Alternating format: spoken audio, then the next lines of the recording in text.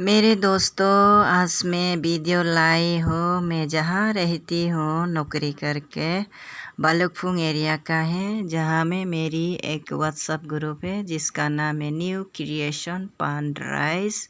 भजन संहिता अध्याय 38। पीड़ित मनुष्य की प्रार्थना। हे यहोवा, क्रोध में आकर मुझे झिड़क न दे और न जल जलाहट में आकर मेरी ताड़ न कर, क्योंकि तेरे तीर मुझ में लगे हैं और मैं तेरे हाथ के नीचे दबा हूं।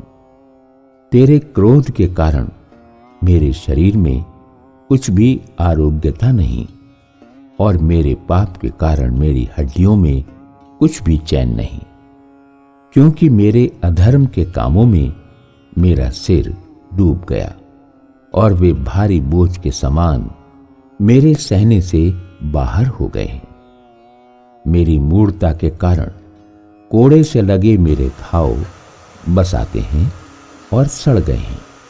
मैं बहुत दुखी हूं और झुक गया हूं। दिन भर मैं शोक का पहरावा पहने हुए चलता फिरता हूं, क्योंकि मेरी कमर में जलन है और मेरे शरीर में आरोग्यता नहीं। मैं निर्बल और बहुत ही चूर हो गया हूं। मैं अपने मन की घबराहट से कराहता हूं।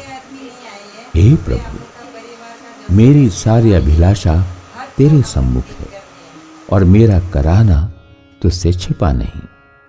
मेरा हृदय धड़कता है, मेरा बल घटता जाता है और मेरी आंखों की ज्योति भी मुझसे जाती रही। मेरे मित्र और मेरे संगी मेरी विपत्ति में अलग हो गए और मेरे कुटुंबी भी दूर जा खड़े हुए।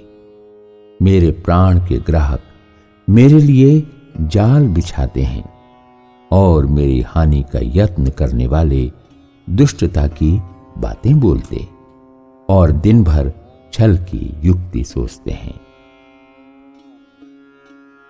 परंतु मैं बहरे के समान सुनता ही नहीं और मैं गूंगे के समान मुंह नहीं खोलता, वरन मैं ऐसे मनुष्य के तुल्य हूं जो कुछ नहीं सुनता और जिसके मुंह से विवाद की कोई बात नहीं निकलती।